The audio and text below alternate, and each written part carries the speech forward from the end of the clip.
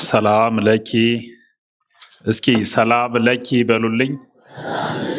ዘንሰግድ ንብለኪ ማርያም እምነ ናስተበቋኪ እምአርዌ ናአዊ ተማህፀነ ብኪ በእንታና እምኪ ወኢያቄ ማውኪ ማህበረነ ዮም ድንግል ባርኪ። የትምህርታችን ርዕስ ሰላም ለኪ የሚል ይሆናል። ብፁዕ አቡነ አብርሃም የባህር ዳርና የሰሜን ጎጃም ሀገረ ስብከት ሊቀ ጳጳስና የቅዱስ ሲኖዶስ አባል፣ ክቡር መላከ ምሕረት ፈለገ ጥበብ አንዱዓለም የባህር ዳር ሀገረ ስብከት የካህናት አስተዳደር መምሪያ ኃላፊ፣ ክቡር ሊቀ ሊቃውንት መኮንን መላክ የሀገረ ስብከቱ የጉባኤ ሊቃውንት መምሪያ ኃላፊና የአራቱ ጉባኤያት ትርጓሜ ቤት የምስክር መምህር፣ ክቡር ቆሞስ መላከ ብስራት አባ ኪሮስ መለሰ የሁላችን አባት፣ ክቡር መምህራችን መምህር ቃለ ጽድቅ ሕግ ነው የዚሁ የገዳሙ የስብከተ ወንጌል ኃላፊና የሀገረ ስብከቱ የሕዝብ ግንኙነት መምሪያ ኃላፊ፣ የተከበራችሁ ክቡር መላከ ጽጌ አባ ገብረ ስላሴ እና የተከበራችሁ አበው መነኮሳት፣ ሊቃውንት፣ ካህናት፣ ዲያቆናት፣ የተከበራችሁ መላ ኦርቶዶክሳውያን ምዕመናን፣ በዚህ የተባረከ ሰዓት ልንባረክበት በቸርነቱ እግዚአብሔር ስለጠራንና እንድናመሰግነው ስለወደደ እንኳን ደህና መጣችሁ። እንደምን አደራችሁ? እንዴት ሰነበታችሁ? ትላንትን አሳልፎ ዛሬን ለኛ በልዩ ገጸ በረከትነት ሰጥቶ ሊባርከን በጎውን ሁሉ ሊያደርግልን ነፍሳችን ልታርፍ ስጋችንም ሊባረክ በሚችልበት በጎ ስፍራ ስለሰበሰበን ስሙ የተመሰገነ ይሁን። ሰላም ለኪ በሚል ርዕስ እንማራለን። ሊቃችን ቀደም ሲል እንዳስተማሩት ከዚህ በኋላም ሊቃውንቱ እንደሚያስቀጥሉት በመካከል በእኔ በኩል እግዚአብሔር ሊናገር ያለው መልእክት በዚህ ርዕስ ነው። ሰላም ለኪ የሚለውን ቃል መልአኩ ቅዱስ ገብርኤል ነው የተናገረው። ከመልአኩ ቅዱስ ገብርኤል በፊት የተነገረበት ምክንያትና የተናገረው አግባብነት ያለው ባይሆንም ቃሉም ተነግሯል፣ የተናገረውም አለ። ከመልአኩ ከቅዱስ ገብርኤል በኋላም እንደ መልአኩ እንደ ቅዱስ ገብርኤል ያለ ባይሆንም በይዘቱ በቅርጹ የተለየ ቢሆንም ቃሉ ተነግሯል፣ ተናጋሪም አለው። የትምህርቱ ዋና ትኩረት የሚሆነው ሰላም ለኪ የሚለው ቃል እንዴት አይነት ተተርጉሞ የማያልቅ ተነግሮ የማያልቅ በእጹብ የሚወሰን ኃይል ያለው በትከሻው የተሸከመው እኛ ልንሸከመው የማንችል ነገር እንዳለ ሰላም ለኪ የሚለው ቃል ማየት ነው የሚሆነው። ቃሉ አዎ ይገባል ተብሎ በተገቢነት ደረጃ የተነገረው ለእመብርሃን ነው፣ ለእመቤታችን ነው። ቃሉ የዓመተ ዓለም የዓመተ ፍዳ የዓመተ ኩነኔ ማጠናቀቂያ ለዓመተ ምሕረት መግቢያ መቅድም ሆኖ በመልአኩ በቅዱስ ገብርኤል የተዘመረ ቃል ነው። ዓመተ ምሕረት የሚባለውን ዓመት ዓመተ ምሕረት ካስባሉ በቂ ምክንያቶች አንዱ ሰላም ለኪ የሚለው ቃል ነው። ይህ ቃል ከዚያ በፊት ቢነገርም ከዚያ በኋላ ቢጨመርም እንደዚህ ጊዜ ዋጋ ኖሮ ትርጉም ሰጥቶ አያውቅም። ሰላም የነፍስ የህሊና የአእምሮ ሰላም ባልነበረበት በዓመተ ፍዳ በዓመተ ኩነኔ ፍጹም በሚል ማዕረግ የሚጠራ ደስታ ባልነበረበት በዓመተ ፍዳ በዓመተ ኩነኔ ለነበረው ትውልድ በእመቤታችን ጆሮ በኩል የፈሰሰ ሰላም ለኪ የሚለው የቅዱስ ገብርኤል ዝማሬ ነው። ከዚህ በፊት አንድ ወቅት በምጸት ተነግሯል። ይሄ ቃል ምጸት ማለት ያልተገባ ቃል እንደማለት ነው። ትንሹን ትልቅ ከሚገባው በላይ አተልቆ፣ ታላቁን ከሚገባው በላይ አተልቆ፣ ወፍራሙን ከሚገባው ያንኛውንም ከሚገባው በላይ የሚደረጉ የተንሸዋረረ ንግግር ማለት ነው ምጸት ማለት። ወይም ደግሞ ከመደበኛው ትርጉም የተዛነፈ ማለት ነው ምጸት የሚባለው። አንድ ወቅት ሰላም ለኪ የሚለውን ቃል ዲያብሎስ ሳይናገረው አልቀረም። ዲያብሎስ መሆን አቅቶት እንጂ ሊሆን ያልፈለገው ነገር አልነበረም። እግዚአብሔር ለመሆን ከመሞከር ጀምሮ ከዚያ በታች ሊሆን ያልፈለጋቸው ነገሮች አልነበሩ። ሳይሳኩለት በመቅረታቸው ዛሬ ያለበት ቢታወቅም በአንድ ወቅት በሰው ልጅ ሕይወት መካከል ጣልቃ ገብቶ የሰው ልጅ ከነበረበት ማዕረግ ለማውረድ የተጠቀመበት ቃል ሰላም ለኪ የሚል ነበረ። ቀዳማዊት ሔዋን የሰማችው ቃል ነው ይሄ። ዲያብሎስ ሰላም ለኪ ብሏታል ሔዋን ቀዳማዊትን። ጆሮዎቿም ይሄን ሰምተው እንደወረደ ሳያርሙ ተቀብለው እርሷንና ልጆቿን ወደ ምድረ ፋይድ ለመውረድ ምክንያት ሆኗል። ሰላም ለኪ ኦ ሔዋን ንግሥተ ሰማይ ወምድር ብሎ የሰማይም የምድርም ንግሥት ባልሆነችበት ልትሆንም በማትችልበት ሁናቴ ዲያብሎስ ቀደም ሲል ባልኋችሁ መንገድ ጠጋ ብሎ ሰላም ለኪ ብሎ አሳስቷታል። እርሷም በስተት የተመላውን ድምፅ ሰምታ ተሳስታለች። ዕፀ በለስም መብላት አንድ ነገር ነው። ሰላም ለኪ የሚለውን ለእርሷ የማይመጥን ንግግር አዎ ብሎ መቀበልም ሌላ ስህተት ነው። ከገነት አሽቀንጥረው ካስወጡ ምክንያቶች መካከል ይመደባል ይሄ። የሰማይና የምድር ንግሥት አንቺ ነሽ ሲላት ነኝ ብላ ያለ ቅድመ ሁኔታ ሳታርም ሳታስተካክል መቀበልን ያክል ስህተት የለም። የእርሷ ያልሆነውን ሰላም ለኪ የሚለው ባልከፋ ነበር። ሰላም ላንቺ ይሁን፣ ሰላምታ ይገባሻል የሚለው ባልከፋ ነበር።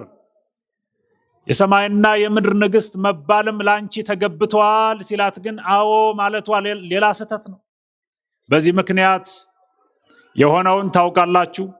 በሰው ልጆች ሕይወት ውስጥ የመፍራት፣ ማፈር፣ መራቆት፣ መሞት የሚባሉ ነገሮች የመጡት ይሄንን ቃል ባልተገባ ደረጃ ከመቀበል በኋላ ነው። የሰማይና የምድር ንግሥት መባል ይገባኛል ብላ በችኮላና ባልተገባ ሁኔታ በመቀበሏ ምክንያት ይሄው ምድረፋይድ ምድሪቱ ምድረፋይድ እነርሱም በምድረፋይድ የሚኖሩ ሆኑ። ከነበረበት ከፍታ ዝቅ እንዲል ሆነ። ይሄም ታሪክ በ5500 ዘመናት መካከል በሰው ልጆች የሕይወት ታሪክ ውስጥ ቀጠለ። ያልተገቡ ንግግሮችን እንደወረደ በመቀበል የሚመጣ ነገር መመለሻው ከባድ ነው። አብሶ ከነፍስ ጋር በተያያዘ የሚያደርሰው ጉዳት መተኪያ የለው። በስጋ ከሆነ ጉዳቱም ያን ያክል ይሆናል። በነፍስ በኩል የሚያደርሰውን ጉዳት ግን ቀላል። የነፍስን ጉዳትም የነፍስንም ጽድቅ የሚወስነው ደግሞ ቃል ነው።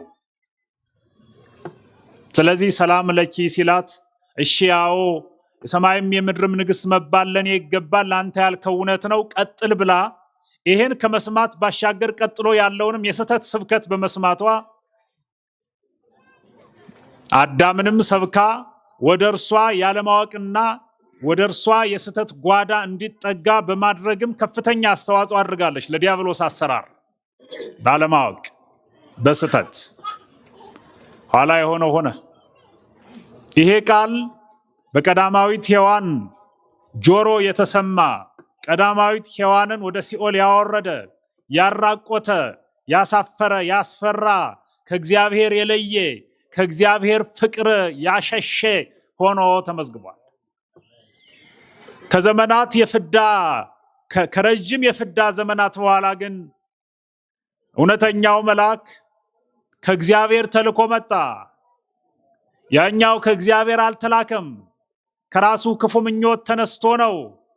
ያኛው የመጣው በክፋት ነው። ያኛው የመጣው የተመረዘ ቃል ይዞ ነው። ያኛው የመጣው በምጸት ነው፣ በስህተት ነው፣ በክፋት በተንኮል ነው፣ ሰውን ለማጥፋት ለመግደል ነው።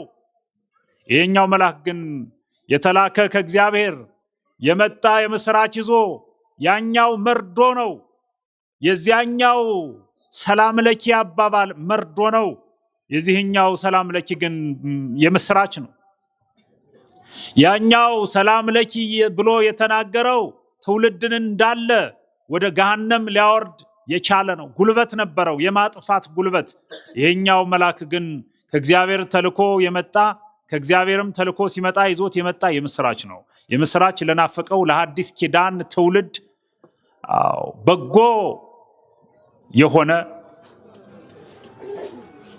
ያንንም ይሄንንም አንድ ያደረገ የመጀመሪያዋ ሔዋን ሰምታው የሞተችበትን የደመሰሰ ጭምር ያጠፋ ጭምር የመጀመሪያዋ ሔዋን ሰላም ለኪ ንግሥተ ሰማይ ወምድር ስትባል ሰምታ ከገነት ወጣች።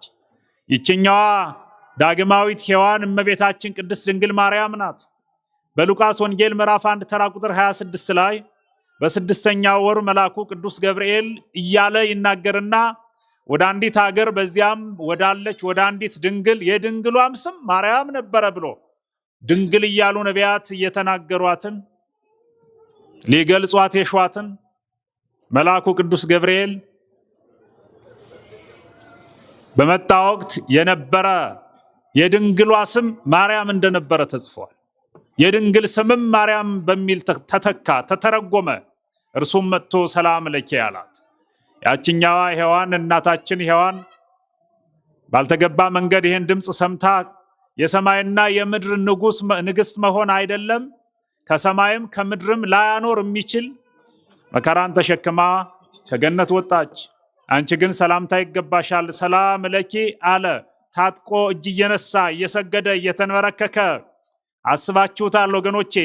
ቅዱስ ገብርኤል እመቤታችን አጠገብ ይሆን የነበረው ይሆንላት የነበረው እንዴት እንደሰገደላት፣ እንዴት እንደዘመረላት፣ እንዴት እንዳከበራት፣ እንዴት እንዳመሰገናት፣ እንዴት እንደፈራት የሚገባ ፍርሃት፣ በማክበር ውስጥ ያለ ፍርሃት፣ በማድነቅ ውስጥ ያለ ፍርሃት፣ ከቅድስናዋ የተነሳ ያለ ፍርሃት መልአኩ ቅዱስ ገብርኤል ዘካርያስን አግኝቶ ዘካርያስ ላይ እንዳደረገ ያለውን ነገር እንዳያደርግ ጭምር ሆኖ ተጠንቅቆ ሰላም ለኪ እያለ ሰላም ለኪ፣ ሰላም ላንቺ፣ ሰላምታ ይገባሻል፣ ንዕድ ነሽ፣ ክብርት ነሽ፣ ይሄ ይሆናል፣ ያም ይሆናል፣ ያም ይሄም ባንቺ ህይወት ውስጥ ይሆናል እያለ የተናገረውን ሁሉ ስለምታውቁት መናገር ጀመረ። ይሄኛው ሰላም ለኪ ለኛ ሰላምን ያመጣ፣ ለኛ ረፍትን ያመጣ፣ ለኛ ድህነትን ያመጣ የነገረ ድህነት አካል ነው ይሄኛው ንግግር። ይሄኛው መልአኩ ቅዱስ ገብርኤል የተናገረው ቃል የነገረ ድህነት አካል ነው። ዲያብሎስ የተናገረው በመሰረቱ ዲያብሎስና ቅዱስ ገብርኤልን ለንጽጽር በአንድ ማዕድ ላይ ማሰለፍ ግን አይደለም። አንድ ላይ መቆም አይችሉም። እመብርሃንን እንደምታውቁት ድንግል ማርያምን አንደኛ ናት ስንል ሌላ ተወዳዳሪዎች አብረዋት ኑረው አንደኛ ናት ማለታችን አይደለም። እርሷ ጋራ ለውድድር ሊቆም የሚችል ጠፍቶ አንደኛ ማለት ነው። ከፊቷ የሚቆም እንደሷ ቅድስና ያለው እንደሷ በዚህ ምድር የተመረጠ ብቻ እንዳይመስላችሁ። እንዲመረጥ ሆኖ የተገኘ ማንም የለም። እመቤታችንን ስናከብር ሰላም ለኪ የሚለውም የቅዱስ ገብርኤል ንግግር ያለ ቅድመ ሁኔታ ይገባታል ስንል በቂ ምክንያታችን ስለተመረጠች ሳይሆን እንድትመረጥ ሆና ስለተገኘች ነው። የመመረጥ መስፈርቱን አሟልታ ስለተገኘች ነው። በዚህ ምድር ካሉ ሴቶች መካከል ትበልጫለሽ ሲሏት መጻሕፍት የበለጠችው ተወዳድራ አይደለም። ተወዳድራ ማለት እኮ ሌሎቹም ከሷ ቀጥለው ሌላ ማርያሞች አሉ ማለት ነው። በፍጹም ከእግዚአብሔር በታች ከፍጡራን በላይ የምንላት ከፍጡራን ስንል እኮ መላእክትን ጨምሮ ነው። የእቲ ታቢ እምኪሩቤል ወትፈደፍድ እምሱራፌል አይደለም እንላት። መጽሐፍት የሚሏት የትላንቱ ሊቃውንት ቅዱሳኑ ያሏት ይሄንም አይደል? ከፍጡራን በላይ ስንል መላእክትን ጭምር ነው ብሎ ከመላእክትም በላይ እህተ መላእክት አሏት። መላእክት እሷን ሊያገለግሉ ተመደቡ መጡ እንጂ ብሎ መልአኩ ቅዱስ ገብርኤል ሰላም ለኪ አላት። ሰላም ለኪ የሚለውን ቃል ዛሬ ቤተ ክርስቲያን ሊቃውንት የአፍ መፍቻ ቋንቋቸው የጸሎታቸው ዕጣነ ሞገር አድርገውታል። ወደ ገዳማቱ ስንሄድ፣ ወደ የአድባራቱ ስንሄድ፣ ወደ ባራኪ አባቶቻችን ስንሄድ ሰላም ለኪ ተቀብለን እንምጣ አይደለም እንለው። ሰላም ለኪ የሚለው እኮ የህይወታችን ብቻ ሳይሆን የምግባችንም የጥፍጥና መድኃኒት ነው። ሰላም ለኪ የምንለው ጸሎት የአጋንንት ማራቂያ መሳሪያ ብቻ ሳይሆን የገነት መክፈቻ ቁልፍ ሆኖም አገልግሏል። ወደ ገነት ስንገባ ገነት የገባ ነው በፍሰተ ደሙ በተቆረሰ ስጋው ነው ስንል በልጇ ማለታችንም አይደል? ከዚህ የራቀች አይደለችም። ምክንያተ ድኂን የምንላትም እኮ ለዚህ እና ሰላም ለኪ የሚለው ቃል አዎ ይገባታል፣ አዎ መልአኩ ቅዱስ ገብርኤል ልክ ብሏል፣ ያለው ነገር ትክክል ነው ብለንም እኛም ዛሬ ሰላም ለኪ የምንለው ስንጸልይ አባታችን ሆይን ከጸለይን በኋላ ምን ብለን እንደሆነ ታውቁ የለ? በሰላም ቅዱስ ገብርኤል መልአክ ኦ እግዝእቴ ማርያም ሰላም ለኪ እንላለን። በመልአኩ በቅዱስ ገብርኤል ሰላምታ ምን እንላለን? ሰላም እንልሻለን። መልአኩ ቅዱስ ገብርኤልን ዋቢ አድርገን በምድራውያን ኤልሳቤጥን በሰማያውያን ቅዱስ ገብርኤልን አብነት አድርገን ሰላም ለኪ እንላታለን። ሰላም ለኪ የምንለው ይሄ ከአቡነ ዘበሰማያት በኋላ ቀጥሎ ያለው የምንጸልየው ጸሎት ለአንዳንዶቹ ሰው ወለድ እና ሰዎች የቋጠሩት ስንኝ የጻፉትም የጸሎት መጽሐፍ የጸሎት አይነት ይመስላቸዋል። መልአኩ ቅዱስ ገብርኤል የተናገረው ለዚያ ነው። በመልአኩ በቅዱስ ገብርኤል ሰላምታ የምንለው ዋቢ አድርገን ለሰላም ለኪያችን ምን ጠቅሰው መልአኩ ቅዱስ ገብርኤል እሱ ሰላም ለኪ አለ፣ እኛም እንደሱ እንላለን። ኤልሳቤጥ እንደዚህ አለች፣ እኛም እንላለን። እኛ ከኤልሳቤጥ አንበልጥ፣ እኛ ከኤልሳቤጥስ አንደርስ፣ እኛ ከቅዱስ ገብርኤል አንበልጥ፣ እኛ ከቅዱስ ገብርኤል አንደርስ፣ እንደ ቅዱስ ገብርኤል አንሆን እኮ ከነሱ በታች ያለን እኛማ ሰላም ለኪ እንላለን እንጂ ሌላ ምንለውም ካለ እንላለን። ግን በዚህ የምናፍርበት በዚህ ወደኋላ የምንልበት የምንሸማቀቅበት አይነት የጸሎት አይነት አይደለም። እስኪ ሁላችሁም በጀርባም በፊትም ያላችሁ በአራቱ አቅጣጫ ሰላም ለኪ በሉልኝ። ድገሙት፣ ድገሙት። ይሄ ቃል ምን አይነት ጉልበት እንዳለው በቅዱሳኑ ሕይወት የታየ ነው። አንድ ታሪክ ላስታውሳችሁ ወገኖቼ። ሰላም ለኪ የሚለውን ጸሎት ወይም ቃል መናገር የዕለት ቁርስ፣ የዕለት ምግብ፣ የዕለት ጉርስ ልብስ የሆናቸው የትላንቶቹ አባቶቻችን እናቶቻችን ሕይወታቸው በዚህ ላይ የተመሰረተ ነው። የሌለው እንዲኖራቸው ያለው እንዲጣፍጥላቸው ያደረጉበት የምግባቸው መድኃኒት። ብዙ ጊዜም እንደምናገረው የቆሎ ተማሪው የተበላሸ ምግብ ማከሚያ መድኃኒቱ ሰላም ለኪ አይደለም ወይ? ከየትም ከየት ሄዶ የማርያምን ስም ጠርቶ የሰበሰበውን ኮቸሮ የሰበሰበውን የምግብ ውጭጭ ወይም ጥርቅም አንዳንዱ ሰው ተረፈ ምግቡን ተመግቦ ያተራረፈውን ከቃሪያውም ከጎመኑም ከእንጀራውም ከምኑም ተራርፎ ሊወድቅ ያለውን ነገር ለተማሪ ስጡት ብሎ ጥሎት ይሄድ። ያን ተሜ ይቀበላል።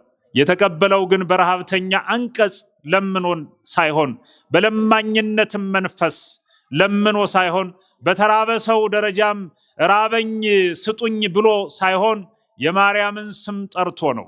በክብር ነው የሚቀበለው። ይሄ በለማኝነት ከምናገኘው ቁሳቁስ ይለያል። በለማኝነት አይደለም፣ በሰማዕትነት ነው፣ በምስክርነት ነው። ማርያም የሚለውን ስም ጠርቶ በእንተ ስማ ለማርያም ብሎ የማርያምን ስም ጠርቶ ሲቀበለው የወዳደቀው ምግብ ወደ ኮፈዳው ሲገባ ሰላም ለኪም ሲጨመርበት አዲስ ምግብ ይሆንና የትምህርት መድኃኒት ይሆነዋል። አዎ ታሙን የለ ምዕመናን ቄሶች የትምህርት መድኃኒት ይቀማምሳሉ ትሉን የለ? አዎ ሐሜት አይደለም፣ እውነት ነው። ያልቀመሰ የለም። ሰላም ለኪ የሚል ነው የትምህርት መድኃኒቱ። የተቆፈረ የእንጨት ስር የለም። የተቆረጠ የእንጨት ቅጠል አትጠብቁ። ሰላም ለኪ የሚለው ስም የቆሎ ተማሪውን ቅኔ ያዘርፈዋል። ቅኔ ሲዘርፍ ስትሰሙት አበደ እንዴ ትላላችሁ? አዎ አብዷል። ያበደው ግን በበላው በጠጣው አይደለም። እንደ ሐዋርያት በቅዱስ መንፈስ እንደሆኑት ተጎብኝተው ቅኔ ሲዘርፍ የሚሆነውን አያውቅም። የሚቀድሰው እንደዚያ፣ የሚሰብከው እንደዚያ በማርያም ስም አይሆኑ እንሆናለን። በእውነቱ አይሆኑም ምለው ሰይጣን ከሚያደርገው ደካማው ከሚያደርገው መናፍቁ ከሚያደርገው በላይ እንሆናለን ማለት ነው። የበላይነት አነጋገር ነው ይሄ። አዎ ስለዚህ ሰላም ለኪ የሚለው ነገር የሚባለው ቃል የምግባችን ማከሚያ ጭምር ነው ያልኳችሁ። ለዚህ ምስክሩም ለዚህ የቆሎ ተማሪው በአንድ ወቅት ታስታውሳላችሁ፣ ታሪኩን ስለምታውቁት ደቅስዮስ የሚባል ሰው ታሪኩን ትንሽ ላስታውሳችሁ ይመስለኛል። ነገ ነው አይደል የኔታ ቃለ ጽድቅ የሚታወሰው? አዎ ደቅስዮስ የሚባል ሰው አለ፣ የእመቤታችን ወዳጅ በተግባር የወደዳት። ሰላም ለኪ ካላለ የሚያመው፣ ሰላም ለኪ ካላለ የማይመገብ፣ ሰላም ለኪ ሳይል ከሚውል ሞቱን የሚመርጥ። ቅዱሳኑ የእመቤታችን ስም ከጠሩ በኋላ ሳይበሉ ረስተውት እየዋሉ ሳይመገቡ የሆነ ሰው እንዳልተመገቡ የሚያውቃቸው ሰው ሄዶ በዚህ ዛሬ እኮ ምግብ አልተመገብህም ተመገብ እንጂ ቢላቸው አልበላሁም እንዴ ግን አራበኝም ይሉሃል። ሰላም ለኪን የሚያዘወትሩት። አዎ ከሰላም ለኪ የተራቆትን አብዛኞቻችን ረሃብም ይጀምረን ከተኛንበት ማረፊያ ነው። ሰላም ለኪ የአፍ መፍቻ ቋንቋቸው የሆነላቸው አባት እናቶቻችን ግን መብላታቸው ያለ መብላታቸው ጉዳያቸው ሳይሆን ሰላም ለኪ ሳይሉ መዋላቸው ግን ጉዳያቸው ነበር። ሰላም ለኪን ሳይጸልይ የሚውል የቅዱስ ገብርኤል ልጅ የለም። የኦርቶዶክስ ተዋሕዶ ቤተክርስቲያን ልጅ መሆን ማለት የቅዱስ ገብርኤል ልጅ መሆን ማለት ነው። የቅዱስ ገብርኤል ልጅ መሆን ማለት ደግሞ መለያው ሰላም ለኪ ማለት ነው። ሰላም ለኪ ያለ ማለትን ያክል ሽንፈትም የለም። በዚህ ከኤልሳቤጥ ልጅነት በዚያ ከቅዱስ ገብርኤል ልጅነት መለየት ነው። ሰላም ለኪ ማለትን ያክል ጥበብ የለም ወገኖቼ። መድኃኒት ነው፣ ያክማል።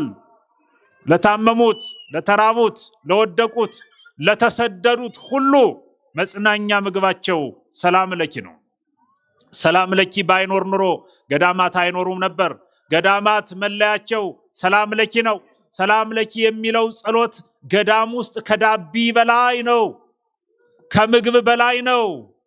የገዳማውያን ምግብ እኮ የሚሰራው ሰላም ለኪ እየተባለ እየተጸለየ ነው። ጸሎተ ማዕድ አለ።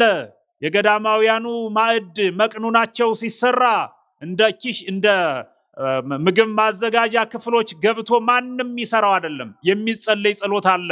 ምግቡ ምግብ እንዲሆን፣ ምግቡ ሀኬትን እንዳያስከትል፣ ድንቁርናን እንዳያመጣ፣ ጫና እንዳይፈጥር የሚጸለይ ጸሎት አለ።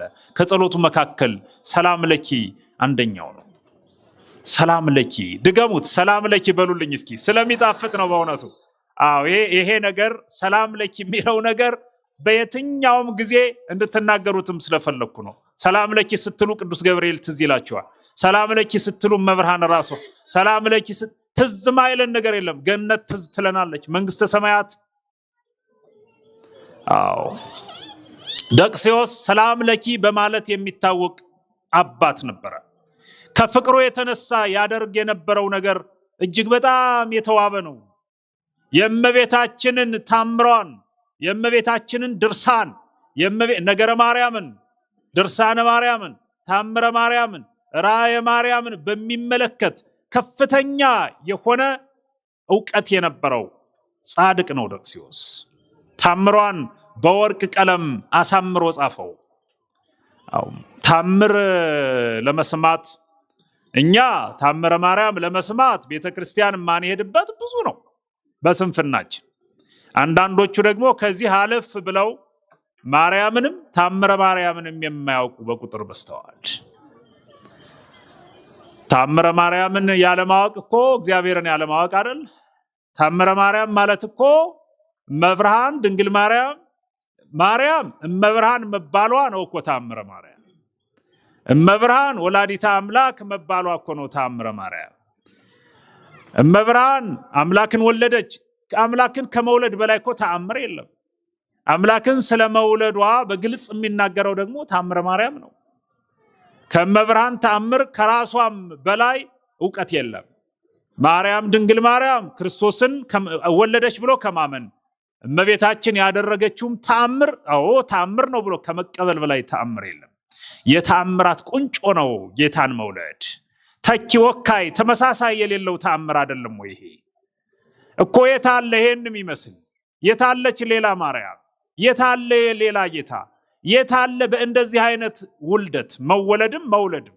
እንደዚህ አይነት ነገር እኮ ከመደበኛው የተፈጥሮ የስነ ተፈጥሮ የስነ ተዋልዶ ቀመር እጅግ በተለየና በማይገናኝ ሁናቴ አምላክን በድንግልና ጸንሶ በድንግልና መውለድ አንድ ታምር፣ ድንግል ፈጣሪዋን ወለደችው እሱም የፈጠረውን ስጋ ተዋሃደ ብሎ የገለጸው ይሄን በልኩ የሚያውቅ ደቅሲዮስ ነው። ታምሯን በጥቁር ቀለም ወይም በቀይ አይደለም በወርቅ ቀለም ጻፈ።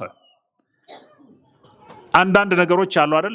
ለነገሮች ክብር ስንሰጥ አንዳንድ ጊዜ ቀለል ያሉ ነገሮች ከሆኑ በስልክ አሎ ገሌ በዚህ ሰዓት ይሄን አድርግ እንላለን። ግብዣ ሲሆን በዚህ ሰዓት እዚህ ቦታ ተገኝ እንላለን። እንዲሁ ዝም መጥራት ካለብን ለተከበሩ ለተወደዱ መቅረት የለባቸውም። ያለነሱማ ነገሬ ሊሆን አይችልም ለሚባሉ ሰዎች ግን ሰርግ ላይ ከሆነ ሌላም ጉዳይ ላይ ከሆነ ደብዳቤ ይጻፋል። በከበረ ቲት፣ በከበረ ፊርማ፣ በከበረ ማህተም እንዳትቀሩ የሚል ማሳሰቢያ ጭምር። ያለ እርሶት በዓሉ አይደምቅም፣ ሰርጌም ሰርግ አይሆንም፣ ግብዣም ግብዣ አይሆንም የሚባሉ ለዚያ ግብዣ ሞገስ የሆኑ ዋና የሆኑ አሉ። እነርሱ በደብዳቤ ጭምር አይደለም በአካልም ጭምር ይጠራሉ። በሰርጎቻችን መካከል ወላጆቻችን፣ በጉባኤያችን መካከል ሊቃውንቶቻችን፣ በስብሰባዎች መካከል መሪዎቻችን እንደማለት ነው። የማይቀሩት መቅረት ስለሌለባቸው እንዳይቀሩ ከቃል ባሻገር ከሌላ ከአነስተኛ ምክንያቶች ከፍ ባለ መንገድ የማናደርገው ነገር የለም። የእመቤታችንን ታምር ሸምድዶ ይዞታል፣ ተምሮታል። መጽሐፍ ላይ ያስፈልገው ይችላል፣ ጻፈው። የጻፈው ግን እንዳልኳችሁ ነው፣ በክብር ነው፣ አድምቆ ነው። ለኛ ደምቆ እንዲደርስ አስተዋጽኦ ካበረከቱት አንዱ ደቅሲዮስ ነው። ታምረ ማርያምን ዛሬ ተነስተን ወጥተን ሰላም ለኪ ስንል እሰግድ ለኪ ስንል ይሄ ከየትም መጥቶ የተጠረቃቀመ ጽሑፍ አይደለም። ብዙ ጊዜ ነው የምናገረው። እነ ደቅሲዮስ አይነት አእምሯቸው ከእውቀት ያልተራቆተ መንፈሳዊነት የገዛቸው እጆቻቸው ብቻ ሳይሆን አእምሯቸው የሚጽፍላቸው የመናገር ክህሎት ያላቸው ብቻ ሳይሆን የሚናገሩት ተመርጦ የተሰጣቸው መንፈስ ቅዱስ የሚናገርባቸው መሳሪያዎች የሆኑ አይነት ደቅሲዮሶች የጻፉት ነው። እኛ የምናነበው እኛ ዘንድሮ ወይም አሁን ያለን ሰዎች መስማትና ማንበብ ነው ድርሻችን። የነዚህ አባቶች ግን ጻፉት፣ ደረሱ ድርሰት፣ ጻፉ ጽሑፍ። ከዚህ በኋላ ይሄን በማድረጉ ምክንያት ደቅሲዮስ የሆነለትን ስታዩ ለካ ሰላም ለኪ ጥቅም አላት ትላላችሁ። ጸሎተኛ ትውልድ ከመፍጠር አንጻር ነው ይሄን ቃል የተናገርኩት ወገኖቼ። ሰላም ለኪ መጸለይ የኛ ዋና ተግባራችን እንዲሆንም ማሳያ ስብከት እንዲሆንልኝ ነው ያነሳሁት። እስኪ ሰላም ለኪ በሉ። ደቅሲዮስ ይሄን ጽፎ ሲጨርስ እመብርሃን ያደረገችለትን ስታዩ ከዚህ በኋላ ሁሉም ጸሎተኛ ይሆናል። ከምታውቁት በተጨማሪ እየነገርኳችሁ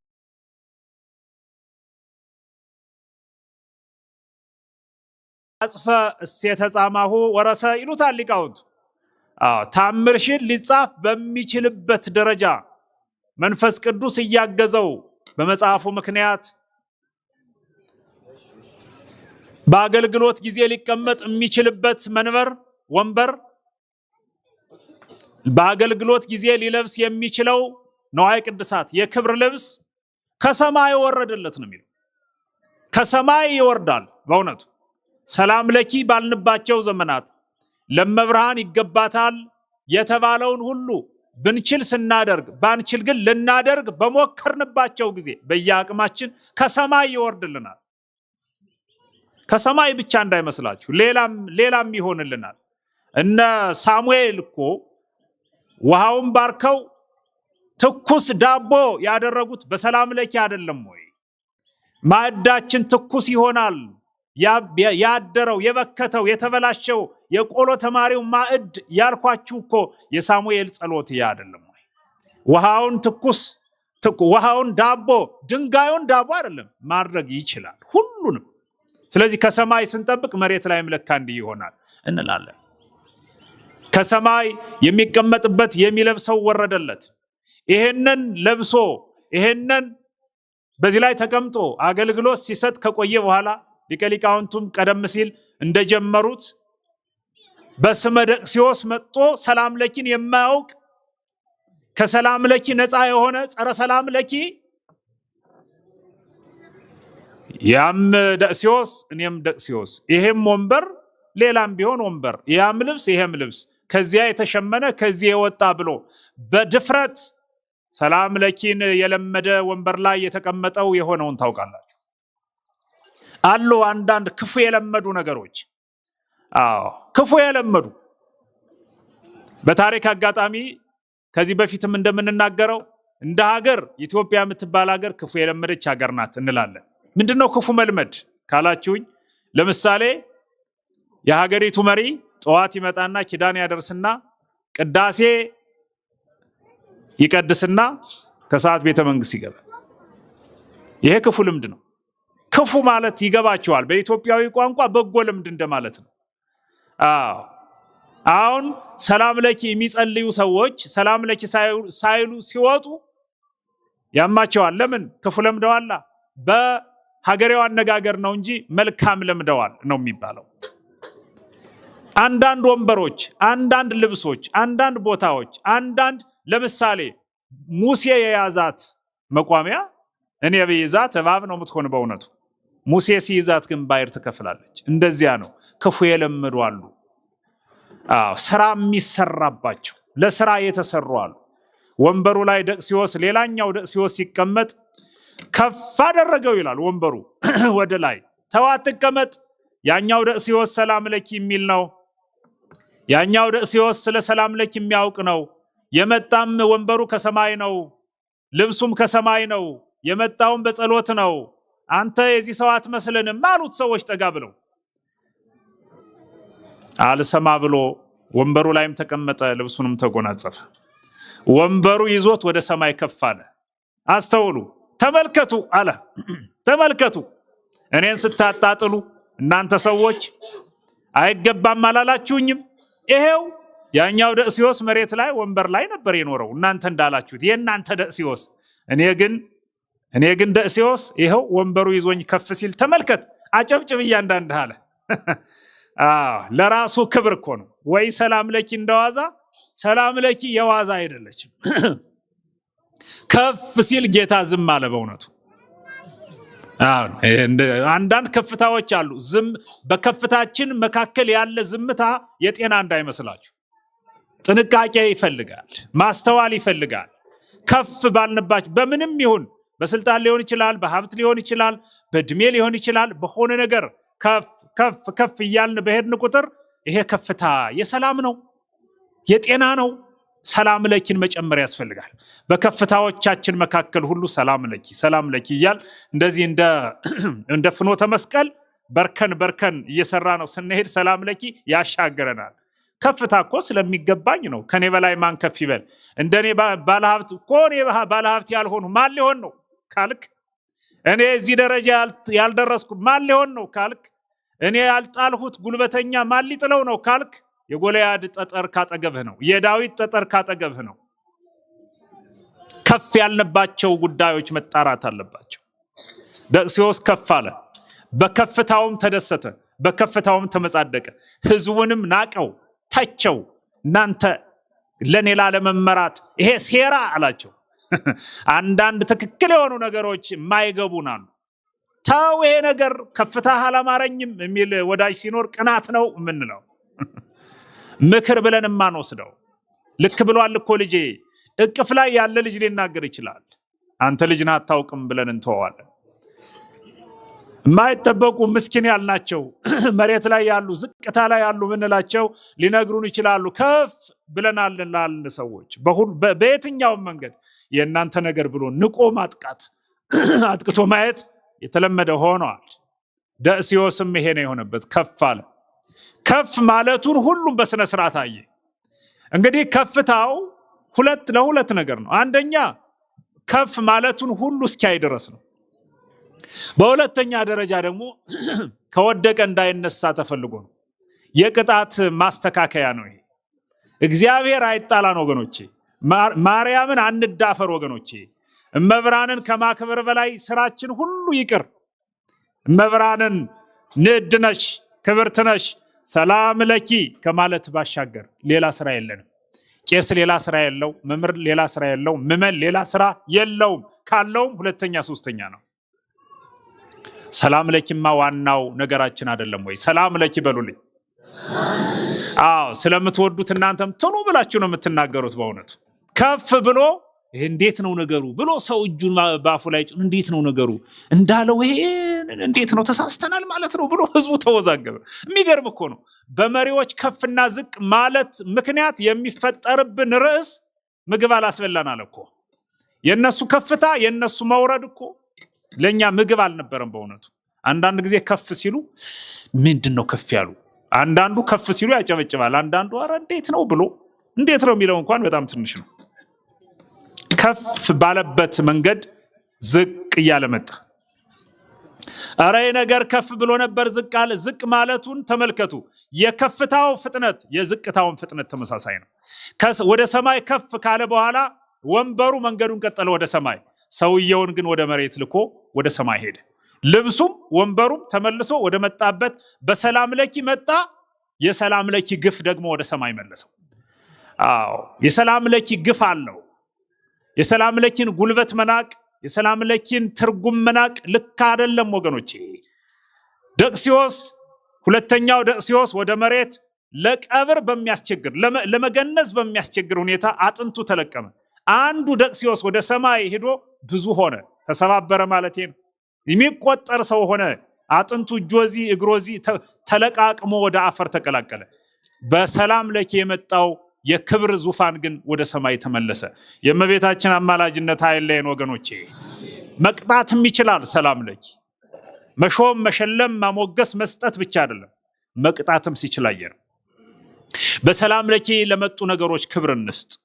ቤተክርስቲያን የቆመችው በሰላም ለኪ ነው። ገዳማቱ የቆሙት በሰላም ለኪ ነው። አዎ አብያተ ጉባኤያቱ የቆሙት በሰላም ለኪ ነው። ምሽት አካባቢ ሄዳችሁ አታውቁ ይሆናል አብዛኞቻችሁ እንጂ ወደ ጉባኤ ቤቶቻችን ስትሄዱ ሰላም ለኪን ቢቻል በዜማ ባይቻል በቁጥር ሳያደርስ በጋራ በማህበር ጸሎት ሳይጸልይ የሚተኛ ደቀ መዝሙር የሚያድርም መነኮሳይ አይኖር። ካህናቱም ያፍ መፍቻ ቋንቋቸው ይህች ናት።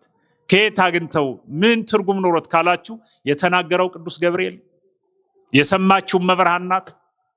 የሚገባትም ለእመቤታችን ለድንግል ማርያም ነው። በዚህ አግባብ እኛ እንድንሰራና ሰላም ለኪ በሚል ጸሎት ውስጥ የተካተተ ህይወት እንዲኖረን ርዕሱን አነሳው። ለሁለትም ነገር አነሳውት። ቅዱስ ገብርኤልን እንድንወደው እንድናከብረው፣ ሰላም ለኪ ብሎ ሲያከብራት ሲዘምርላት ሲያበስራት ስናየው ለእመቤታችን ክብር መስጠትማ ብለን በዋቢነት እንጠቅሰዋለን። ቅዱስ ገብርኤልን መጽሐፍትን ብቻ ሳይሆን የቅዱሳንን ሕይወትም እንደ መጽሐፍ ቅዱስ እንደ ምዕራፍ ቁጥር እንጠቅሰዋለን። ቅዱስ ገብርኤልን ኤልሳቤጥ በምድር ገብርኤል በሰማይ ኤልሳቤጥ በምድር ይመሰክራሉ ድንግል ያንቺን ክብር ሲል ሰማሁ ልበል ዘማሪው። በሰማይም በምድርም ምስክሮች አሉን። እነዚያን ምስክሮች መሰረት አድርገን ለመብርሃን እንሰግድ እንጸለያለን፣ ክብር እንሰጣለን። የሌላትን ለመጨመር አይደለም፣ ካለ ክብሯ በረከቷ እንዲደርሰን እንዲህ እንላለን። መልአኩ ቅዱስ ገብርኤል ይሄን የተናገረበት ጊዜ ግን አስታውሱ። ሐዲስ ኪዳን የሚባለው ዘመን፣ ዓመተ ምሕረት የሚባለው ዘመን እንደ ጉባኤ ቁጠሩት። መልአኩ ቅዱስ ገብርኤልን እንደ አንድ ዘማሪ ቁጠሩት። መዝሙሩን እንደ ጉባኤ መክፈቻ ቁጠሩት። ዓመተ ምሕረት የሚባለው ጉባኤ ሲጀመር ሰላም ለኪ በሚል መዝሙር ነው ቅዱስ ገብርኤል የከፈተልን። የጉባኤ መክፈቻ መዝሙርን ዘምር እንል የለ? የዓመተ ምሕረት ጉባኤ መክፈቻ ነው ሰላም ለኪ። ጉባኤው የተከፈተው ሰላም ለኪ በሚል መዝሙር ነው እያልኳችሁ። ሰላም ለኪ በሚል መዝሙር የተከፈተው ጉባኤ ከዚያ በኋላ እስካሁን አለ፣ እስከ ዕለተ ምጽአትም ይቀጥላል። ከዚህ ሰላም ለኪ የሚል መዝሙር ስንዘምር ከዚያ ገነት ተከፈተች። ከ33 ዓመት በኋላ ተከፈተ የሚለው ታሪክ እንደተጠበቀ ሆኖ በክርስቶስ ደመ ማህተም ተከፈተ የሚለው እንደተጠበቀ ሆኖ ደመ ማህተሙ እስኪከፍታት ገነት ለመከፈት ፈቃዷን ታሳይ የነበረች ሰላም ለኪ በሚለው መዝሙር ነው። ሰላም ለኪ የሚለው መዝሙር በር እንደማንኳኳት ቁጠሩት። ቅዱስ ገብርኤል የዘመረው ሰላም ለኪ ያለው ገነት እንድትከፈት የመጀመሪያ ማንኳኳት በሉት። ከቤተልሔም ተነስተን ወደ ቤተ መቅደስ ቅዳሴ ስንገባ ቃጭል ይዘን መጠነኛውን ደወል እየደወል እየዘመርን የምንመጣው ጉዞ ያ ማለት ነው። አርህው ኆኃተ መኳንንት ማለት ነው። አርህው ኆኃተ መኳንንት የሚል አይነት ዝማሬ ነው። ገነት ተከፈች፣ ገነት ተዘግተሽ አትቀሪም። ከዚህ በኋላ ተዘግቶ የመኖር ታሪክ እድል ፈንታ ጽዋ ተርታሽ ቀርቷል። ተዘጋጂ ለመከፈት፣ ተዘጋጂ ልጆችሽን ለመቀበል፣ ተዘጋጂ አምላክሽ ሊመጣ ነው። ተዘጋጂ ልጆችሽ በሲኦል ተጥለው በዲያብሎስ ተረግጠው ይኖሩ የነበሩ ልጆችሽ እየመጡልሽ ነው። ተዘጋጂ ገነት የሚል ነው ሰላም ለኪ። ተዘግተሽ የኖርሽ በቀዳማዊት ሔዋን ጆሮ በተሰማው መርዶ እንደሆነ ይታወቃል የሚልም ትንታኔ ያለው። የመጀመሪያዋ ቀዳማዊት ሔዋን ሰላም ለኪ በሚል የምጸት የዲያብሎስ ንግግር ያን በመስማቷ ጸበለስን በመብላቷ ተዘግተሽ ኑረሻል። ዳግማዊት ሔዋን የሰማችው ግን እውነት ነው፣ ተገቢ ሰላም ለኪ ነው። ይሄ ሰላም ለኪ በርሽን እያንኳኳ መጥቷል። ተከፈች፣ ተዘጋጅ። ያለ ከልካይ ሊገቡ ነው ልጆችሽ። ለመጀመሪያ ጊዜ 7 ዓመት ከ1 ወር ከ17 ቀን ካንቺ ጋር የነበሩት አዳምና ሔዋን ልጆችሽ ተሰደው ከኖሩበት በቀዳማዊት ሔዋን ምክንያት ተሰደው በአዳም ምክንያት በቀዳማዊ አዳም ተሰደው የኖሩት በዳግማዊት ሔዋን በሰማ ይሄን ቃል ይሄ ዝማሬ ቀስቃሽ ዝማሬ ነው፣ አንቂ ዝማሬ ነው፣ የምስራች ዝማሬ ነው። ንስሐ እንግባ የሚል አይነት መዝሙር አይደለም። ለኛ ደስ ይበላችሁ የሚል ጭምር ነው። በእመቤታችን ጆሮ የተሰሙ ነገሮች ወደኛ መጥተዋል። መሐዘ ፍስሐ ስለሚሏት ሊቃውንት የደስታ መፍሰሻ የምስራች ማዕከል ናት እመቤታችን። የሰማችሁ የምስራች ለኛ ተሰምቶናል። የምስራቹን ሰምታ እርሷ ጸነሰች፣ ወለደች። የምስራቹን የሰሙ ጆሮዎቿ ለኛ የምስራች ጅረት ፈሷል። ደስ ይበላችሁ የሚል ገነት ልትከፈትላችሁ ነው። ሰላም ለኪ የሚለው መዝሙር ተጀምሯል። በሰላም ለኪ የተጀመረ ጉባኤ ደግሞ የሚጠናቀቀው በአቡነ ዘበሰማያት አይደል? አቡነ ዘበሰማያት ብቻ አይደለም፣ በእትው በሰላም ነው። ስቡሕ ወውዱስ ዘሳረረ ብሎ የጀመረው ማህሌታዊ አገልግሎቱ የሚጠናቀቅለት እትው በሰላም በሚልም አይደል? በሰላም ወደ ቤታችሁ ግቡ ማለት እኮ ለጊዜው ከመጣችሁበት ተነስታችሁ ወደ መጣችሁበት ሂዱ፣ ካላችሁበት ተነስታችሁ ማለት ነው። ፍጻሜው ግን ሰላም ለኪ በሚለው የቅዱስ ገብርኤል ዝማሬ የተጀመረው ገነት በደመ ክርስቶስ መፍሰስ ተከፍቷልና ወደ ገነት ግቡ ማለት አይደል? እትው በሰላም ማለት እኮ ወደ የሰፈራችሁ ሂዱ ማለት አይደለም። የኛ ሀገር የኛ መንደር እኮ ገነት ናት። ሌላ መንደር ሌላ ከተማ የለንም። በዚህ ምድር ለኛ ምን አለንና ነው? እንኑር ብንልስ መች መኖር ቻልንበት? መኖር ያልቻልንበት ዓለም ላይ አይደል ያለነው። እንኑር ብንል የማያስኖረው ይበዛል። እንኑር ብንል አኗኗር አንችልም። ቢያንስ ብንኖር እንኳን መጽደቅ የማንችልበት አኗኗር ነው የምንችለው። ስለዚህ የኛ ዓለም ይሄ አይደለም፣ የኛ ሀገር ይሄ አይደለም። የኛ ሀገር እትው በሰላም ስንባል አሁን ብፁዕነታቸው መጥተው ባርከው ሲያሰናብቱን በሰላም ወደ ቤታችሁ ግቡ ተባልንም አይደል? ወደ ገነት ግቡ እንደተባልን ሊገባን ይገባል። ያ የሆነው ሰላም ለኪ በሚለው ዝማሬ የተጀመረው ጉባኤ ነው። የጉባኤያችን መጀመሪያ ሰላም ለኪ፣ የጉባኤያችን ማሳረጊያ እትው በሰላም ነው። ወገኖቼ ሰላም ለኪ በሉልኝ እስኪ። ሰላም ለኪ የሚለውን ቃል ቅዱስ ገብርኤል በመናገሩ ቅዱስ ገብርኤልን ትንሽ በምዕናብ ነው የምትሉት? ምዕናብ ነው መሰለኝ እኔ የማውቀው የሚገባኝ እንደዚያ ነው። በአካል በማይጨበጥ በማይዳሰስ እይታ ውስጥ መሆን ማለት ነው በምዕናብ መንቀሳቀስ ማለት። ቅዱስ ገብርኤልን እስኪ በእምነት እንየው። ከሰማይ መጣ ተልኮ የምስራች ይዞ ከዚያ በፊት የሚመጣ መልአክ ወይ እስራኤል ዘስጋን ከባህር ሊያሻግር ነው፣ ከምድራዊ ባህር ከጠላት ሊያድን ነው። እንደው አህያዋንም ሊታይን ለአህያዋ ሁሉ ተገልጾ በላምን የተሸከመች አህያ ፊት ቅዱስ ሚካኤል ታይቶ የለ? እንደዚያ ነገር ነው የሚመጣው መልአክ የነበረው። ይሄን አመጣጥ ግን ከዚያ በፊት ሆኖ አያውቅም፣ ከዚያ በኋላም ሆኖ አያውቅም። የቅዱስ ገብርኤል አመጣጥ እኮ አንድ ጊዜ ብቻ ነው። በብሉይ ኪዳን እኮ መጥቷል፣ 3 ደቂቅ ሊረዳ ሌላም ሰዓት እኮ መጥቷል። አመጣጡ ግን ይለያል። ሰላም ለኪ ያለበት አመጣጥ ይሄ ብቻ ነው። ከዚያ በኋላም እንደዚህ አላለም፣ ከዚያ በፊትም እንደዚህ አላለም። ሰላም ለኪ የሚለው የተገባት ለአንዲት ሴት ለአንዲት ብላቴና፣ ሰላም ለኪ የሚለው ዝማሬም የተዘመረ በቅዱስ ገብርኤል፣ ከዚያ በኋላ ልጆቹ ተቀብለን እኛም ሰላም ለኪ እንላታለን። ከቅዱስ ገብርኤል የተማርነው ነው። ጉባኤ ቤት ገብተን የተማርነው አይደለም። ይሄ ከቅዱስ ገብርኤል የተማሩትን ሊቃውንቱ ቅዱስ ገብርኤል እንዲህ ብሏልና ብለው ነገረውን ነው ከራሳቸው አንቅተው የነገሩን አለ። ቅዱስ ገብርኤል የዘመረውን እኛም በፊቱ አቁመን እንዘምራለን። እና መጦ ሰላም ለኪ፣ ሰላም ላንቺ ይሁን፣ ትጸንሻለሽ፣ ትወልጃለሽ፣ ደስ ይበልሽ፣ የምትወልጂው ልጅ ወንድ ስሙም የስሙ ትርጉምም ብሎ የነገራትን ሁሉ ሲነግራት እመቤታችን እንደዚያችኛዋ እንደ ቀዳማዊት ሔዋን እና ልክ ነሃ ጥሩ ብለሃል፣ ድሮስ እኔ እያለሁ ማን ሊጸንስ ማን ሊወልድ አላለችም። መብራን አማላጅነቷ ከሁላችን ጋር አይሆን። ያቺ የመጀመሪያዋን እናታችንን ሔዋንን የነቀፏት መጽሐፍ ስለዚህ ነው። የመጣውን ከማይሆን አካል ህገወጥ በሆነ መንገድ የመጣውን እንደወረደ ተቀብላ እንደወረደ ሸምድዳ ወደማይሆን ተግባር ስትገባ፣ ይችኛዋ ግን ዳግማዊት ሔዋን ከዚያችኛዋ ሔዋን ትለያለች። ትበልጣለች አይደለም፣ ትለያለች። መበላለጥም መወዳደርን ስለሚያስከትለው ትለያለች። ትጸንሻለሽ፣ ደስ ይበልሽ፣ ሰላም ለኪ ሲላት ምን ማለት ፈልገህ ነው? እፎኑ ይከውነኒ አለች። እንዴት ሊሆን ይችላል? ይሄ ሰላም ለኪ የምትለው ነገር፣ ደስ ይበልሽ የምትለው ነገር፣ ትጸንሻለሽ ትወልጃለሽ የምትለው ነገር እኮ እንዴት ሊሆን ይችላል? ያችኛዋ የኔ እናት እኮ እንደዚህ አይነት ነገር ነካክቷት ነበር። እንደወረደ ተቀብላ የሆነችውን አውቃለሁ። አይሆንም አለችም መብራን። በእውነት አማላጅነቷ ከሁላችን ጋር አይሆን።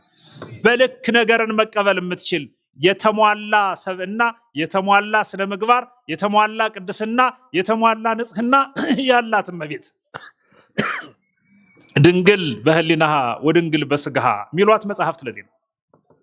የተሟላ አይምሮ ያለው እውነት ነው። አንተ ያልከው ልመንህ ልቀበልህ ልክ ነህ። ቅዱስ ገብርኤል እሷን ለማሳመን እሷ የምትለውን ለማድረግ ጭምር ያላደረገው ነገር የለም። ዘካርያስ ቢሆን ኑሮ ካልሰማህማ ብሎ ያደረገውን አደረገ። እመብርሃን ላይ ግን ይሄን እንዳያደርግ ታዘዋል።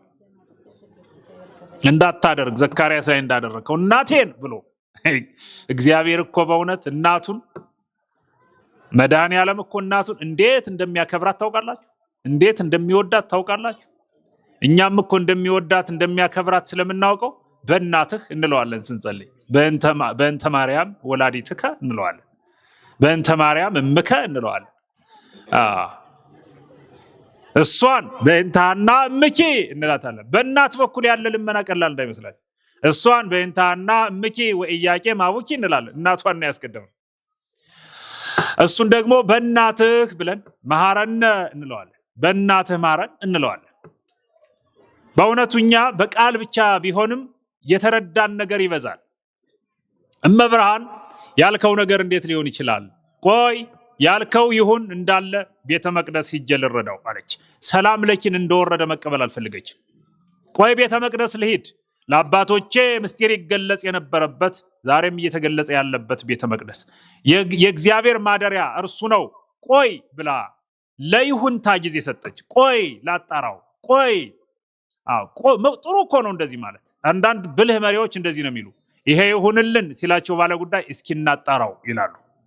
እሺ እንዴ አንተ ብለህ የሚሉ ችኩል ሰዎች የጻፉት ደብዳቤ የፈረሙት ቲተር ቀለሙ ሳይደርቅ እንደገና ተመልሰው ሊጸጸቱ ይችላል። አስተዋይ መሪዎች ቆይ እናጣራው፣ ቆይ እናጥነው፣ እንጸልይበት ይሉናል አባቶቻችን። እኛ ገንፈልተኞች ደግሞ የምን ጸሎት ነው? ምን ማጥናት ነው? እኔ እኮ የተማርኩ፣ እኔ እኮ የተመራመርኩ፣ እኔ እኮ እንዲህ ነኝ፣ እኔ እኮ ብቁ ነኝ፣ እኔን እኮ ባይወዱኝ ነው እንል ይሆናል። የችኩልነት መንፈስ ነው። የምን ችኩል የምን አፍንጫ እንዲሉ። እመቤታችን እንደዚህ አይነት የማይሆን ነገር የሚሆነውንም ነገር ለመቀበል የችኮላ መንፈስ አይታይበት። በዚያ ዘመን በሴቶች የህይወት ታሪክ ውስጥ እመብርሃንን የሚተካ ባልኖረበት ጊዜ እሷ ከሴቶች መካከል ተመርጣ እግዚአብሔር ነጸረ ኩሎ ዓለመ ወኢረከበ ዘከማኪ እመ ይላታል። እንዳንቺ ያለ እናት ተፈልጎ አልተገኘም በተባለበት ዘመን እሷ ግን እናት የመሆን ነገር ርዕሷ ሆኖ አያውቅም። የሚገርም እኮ አሁን ሹመት ሲመጣ፣ ጥቅም ሲመጣ፣ ሽልማት ሲመጣ እኔ ልሆን እችላለሁ በሚል ልቡም የማይመታ ማን ነው? ውድድሮች ታዩ የለ መዳሊያ ለማጥለቅ የሆነ ነገር ይሰጣል ሲባል በዓለም ደረጃ በየትኛውም ደረጃ ለዚህማ መገባ እኔ ነኝ፣ እንዲህ ያልኩ ከገሌ እኮ በዚህ ይበልጣለሁ፣ እገሌ እንዴት ይበልጠኛል፣ እሱማ ከበለጠኝ የሆነ ነገር አለ ማለት ነው ሁሉ እንላለን አይደለም? የኛ የቤት ሐሜት ነው ይሄ፣ የቤት ቀለም እንለዋለን። እንደዚህ አይነቱ የተሳሳተ የቤት ቀለም ገሃነም ነው የሚያወርደን ወገኖቼ።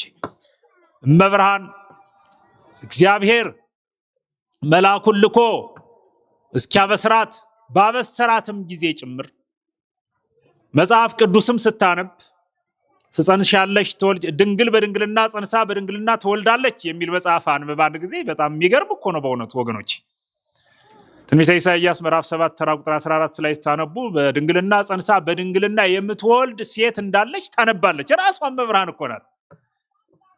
አሁን እኔ በሆነ አይልም ሰው፣ ኧረ በፍጹም ምን አለ እድሜ ኑሮኝ በእኔ ዘመን ይሄ ነገር ሆኖ ይህቺ ድንግል በድንግልና ጸንሳ በድንግልና ወልዳ እኔ የእርሷ አገልጋይ በሆን አላለችም። በረከቷ ከሁላችን ጋር ይሁን። እስኪ አመስግኗት እመብርሃንን በእውነት።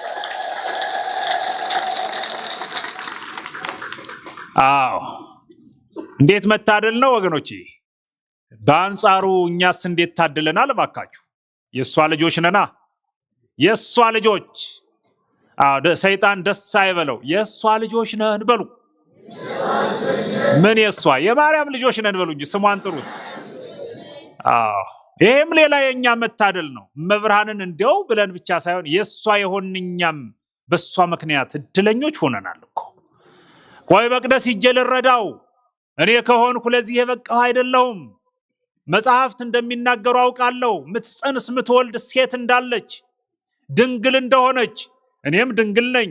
ግን አምላክን ለመውለድ እንዴት እኔ እችላለሁ? አይሆንም። እፎኑ ይከውነኒ እንዴት ሊሆን ይችላል ብላ ወደ ቤተ መቅደስ ሄደች። አሁንም መልአኩ ቅዱስ ገብርኤል ተከትሎ ሰላም ላንቺ ይሁን፣ ሰላም ለኪ፣ ትጸንሻለሽ፣ ትወልጃለሽ ወንድ ልጅ ስሙ ኢየሱስ፣ ትርጓሜው መድኃኒት አላት። ይሁና እኮ እንዴት ሊሆን ይችላል? ዋቢ አምጣ፣ ጥቀስ፣ አስረዳኝ አለችው። ይሄ በእውቀት ከፍ ያሉ በሃይማኖት የበሰሉ ሰዎች አስረዱን ነው የሚሉ። እንደኔ አይነት ማይክ ይዞ አይለፈልፉም በእውነቱ። አሁን በዚህ ዘመን ያሉ የኔ አይነት ሰዎች መቼስ እንደው ምን እንደዚህ ሆነን እስኪ ጌታቸር ነው ያጸድቀናል ብለን ነው እንጂ ዝም ነው የሚሉት። እስኪ አስተምሩን ነው የሚሉ። አሁን እኔ ጀርባ ያሉት ከኔ የሚበልጡት ናቸው። ከኔ ጀርባ ያሉት ከኔ የሚበልጡት ናቸው። እስኪ ተነስና አንተ ለፍልፍ እኛ እንስማ ብለው ነው። ከኔ የሚበልጡም ይማሩት ናቸው። እናንተ ናችሁ። በረከታችሁ ይድረሰኝ በእውነቱ። ቁጭ ብሎ ቁሞ ከሚያስተምረው ቁጭ ብሎ የሚሰማው ምን አይነት የታደለ ነው። ደስ ይላል ቁጭ ብሎ መማር። እና እመብርሃን የእሷ ጉዳይ የዓለም ጉዳይ ሆኖ የሰማይ የምድር ጉዳይ ሆኖ ሰማይ ምድሩን ይዞት አጀንዳ ሆና ርዕስ ሆና እመቤታችን፣ እሷ ግን ያለችው ሌላ። አሁንም በትትና ዝምታ ውስጥ አይ እኔ አይደለሁም እስኪ ለመሆኑ ይሄን ሁሉ የምትልበት ምክንያት ምንድነው? እኔ እንዴት ሊሆን ይችላል ስትለው ለእግዚአብሔር የሚሳነው ነገር አለን አላት። በትህትና ነው ይሄንም የተናገራት። ዘንበል ብሎ ደግሞ እንደ ቦአ ሀቢሃ ወቆመ ቅድሚሃ ምንድነው የሚለው? በዚህ በሉቃስ ወንጌል ምዕራፍ 1 ተራ ቁጥር 26 ያለውን አንብቡት። ቦአ ሀቢሃ የሚለውን ሲተረጉሙ ሊቃውንቱ ወደ እርሷ ገባ ይላል። እሷ ወዳለችበት ቤት ገባ የሚለውን ለመተርጎም አይደለም የተፈለገው። እሷ አንድን ትክክለኛ መልእክት ትክክለኛ ነው ብላ ልትቀበል በምትችልበት ስዕላዊ መገለጫ ታያት ማለት ነው። ምን ማለት ነው? ወጣት መስሎ ነው የታያት። በጣም የሸመገለ መቋሚያ ተደግፎ የሄደ ሽማግሌ ቢሆን ኑሮ ሽማግሌ ነገር ሊረሳ ይችላል፣ ሊሳሳት ይችላል፣ ሊያስብል ይችላል። በእርግጥ ሽማግሌ ልባም ነው፣ ግን ሊያስብል ይችላል። ሽምግልና ያመጣው ስለሌለ። በጣም ሕፃን ከሆነ ደግሞ የልጅ ነገር አይለው የለ ያደርገው የለ የጉብል ነገር ሊባል ይችላል። ጤናማና ልከኛ መልእክት ከሆነ ጎልማሳ መሆን ይጠይቃል። በቤተ ክርስቲያን አስተምሮ 30 ዓመት የሞላቸው ሰዎች ናቸው ክህነት የሚሰጣቸው። ካህን ቅዳሴ ቄስ ገሌ ለመባል 30 ዓመት ይሙላቸው ይባላል። በሆነ ታምርና በሆነ ልዩ አሰራር ግን ሳይሞላቸው ሊሰጡ ይችላሉ። በቅዱሳን ሕይወት ታሪክም 30 ዓመት ያልሞላቸው ካህናት ስላሉ ይሄ የሆነ ሆኖ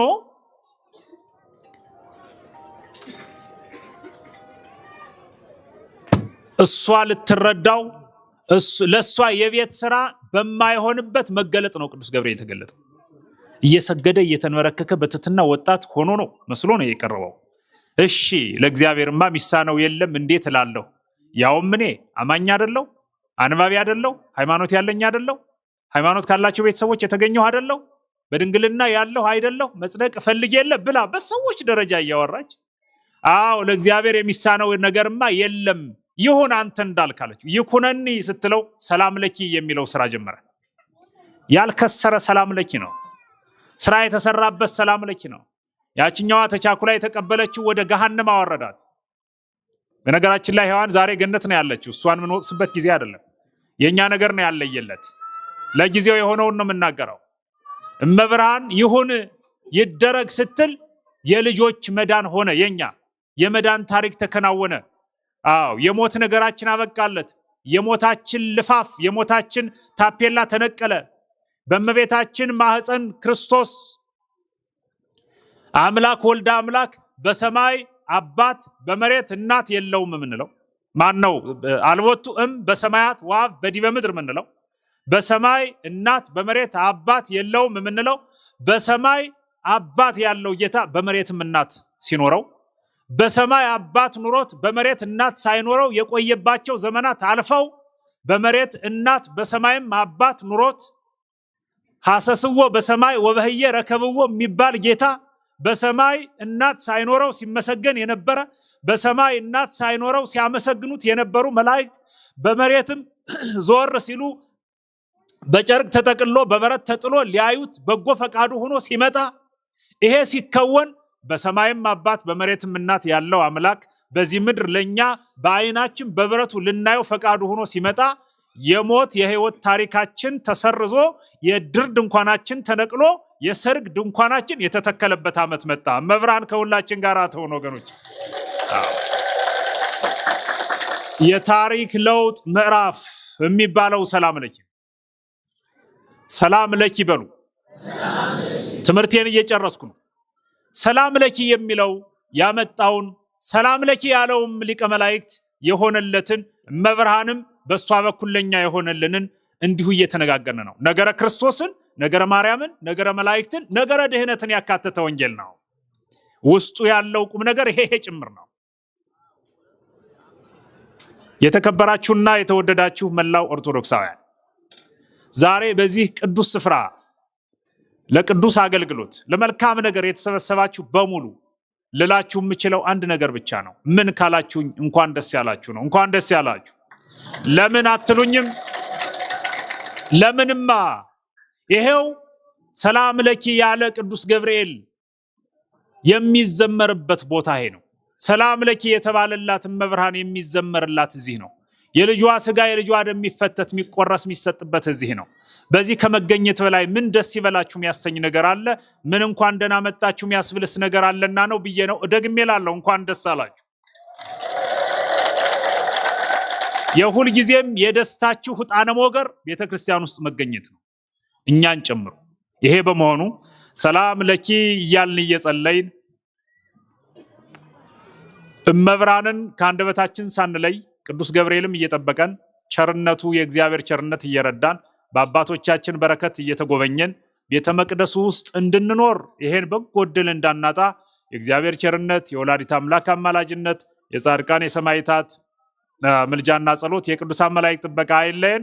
በሰላም ዋሉ። እግዚአብሔር ሁላችንም ይባርከን።